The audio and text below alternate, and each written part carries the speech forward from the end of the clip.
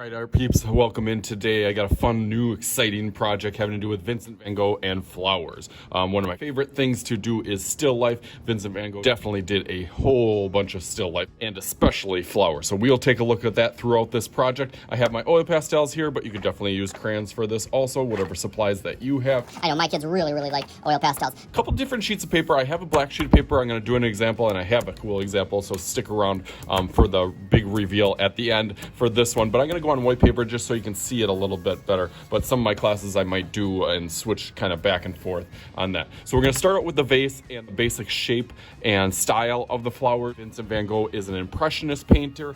So really the details and technique of this does not have to be too detailed. In like a loose and movement type feel to your picture. These sunflowers were huge also. We'll talk about that as we get to it. But on the bottom here, I'm gonna start out with our vase having a curvy line.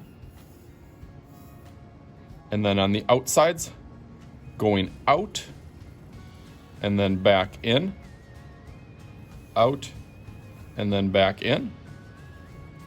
Make those even. And then I'm going to leave this part open because he does tend to have a lot of sunflowers bunched together and actually coming right off the brim. I'm going to skip over this top part of the vase, but I am going to add a curvy line right in the middle of that. That's usually where he has his signature, and you guys can go ahead and write your name. So I'm going to add Mr. Shooty. That's where Vincent van Gogh would sign his name, so I'm going to have you guys sign your name. Be thinking of, I would say, almost like two hands worth. I mean, my hands are pretty big, but that's how like overwhelming these flowers are to be on top of here. So just be thinking about filling up your whole entire top space. The only thing left on the bottom is I want you to add a line on each side. A line on each side. And again, this does not have to be perfectly straight. And that line kind of sets up your picture plane to have your foreground and then your background almost as like the vase is setting on a table. So for the flowers, I'm going to start out with kind of a circular shape, and then there's probably about 3 specific different types of sunflowers style-wise that he did on his. And when I'm detailed, I kind of hold my pencil like this, but for this one, I don't want to be as detailed, so I'm actually going to hold my pencil a little bit further. So if you see that, that's the reason that I'm doing it, is just to get a little bit more loose. So I'm going to go through a couple of those. The central part of it, you want to have that circle part of the middle, and then some sort of smaller on the inside, and then even kind of a bigger on the outside. As you can see, I'm doing a little bit loose as I go around. And then for the petals, there's a couple different ways to do those. And then up, out, and then up. And you could repeat that over and over.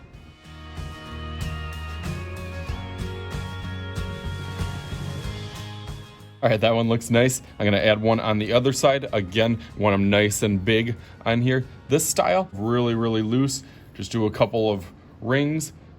And then this one. And then this one, if you want to add some kind of squiggles or random type lines, those will get that impressionist style on here. And then this one, a little bit smaller of a sunflower style with kind of the dots on the inside, those sunflower seeds, and then having the small petals. Go kind of up and then down all the way around, filling that. Okay, so a great start, but definitely not done. I only got 3 right now. Our goal is to get about 8 to 10. So 8 to 10 on here is your goal. So I'm gonna go through that real fast and try to fill up my top portion.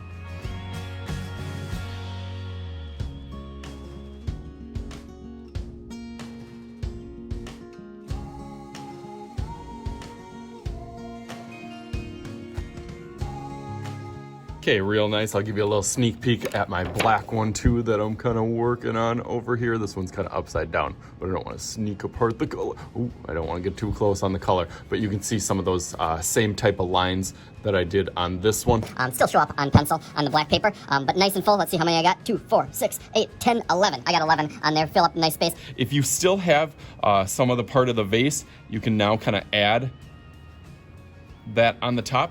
And then also you can add some of those little kind of random stems that kind of go 2 lines and then some of them will even kind of slope, knowing that Vincent van Gogh would actually go out to sunflower patches and fields and pick just a whole bunch of these, and trying to put them in a vase, they just so top heavy and they kind of flop over, and some of them were brand new, some of them were dying over time, would kind of wilt away as he was starting to do his paintings. So you can kind of see that in some of them, that they're kind of drooping over, and kind of it still plays into that kind of depression and that kind of loneliness that Vincent van Gogh had with his paintings. That kind of sadness that he had in his life really transpires through his work, and I think that's a standout feature in a lot of his work, is kind of some of those cool and more somber type feelings and colors in his work. So I'm going to add some of those lines on there and then outline this in Sharpie real fast.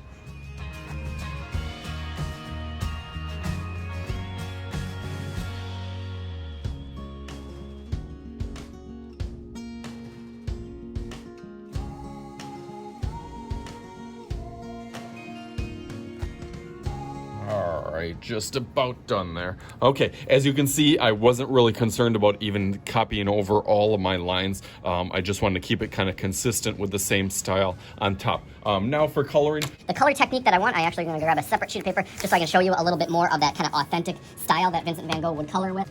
Whatever color that you're using, I'm going to grab a yellow, a red, a brown on here. The techniques that he would use in definitely more warm colors that you want to use on the sunflowers, and it's almost like a kind of pattern.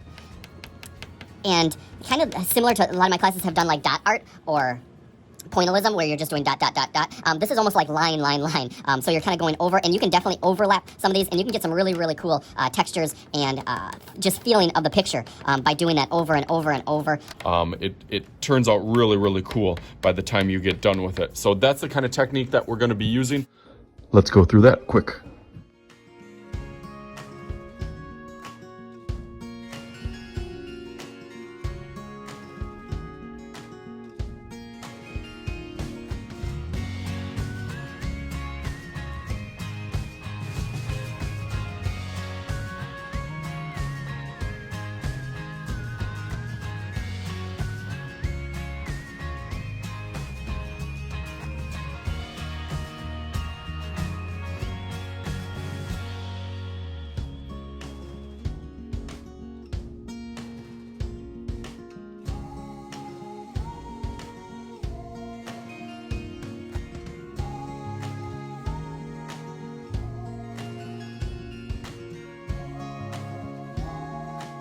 All right, you ready to see it? Here it is.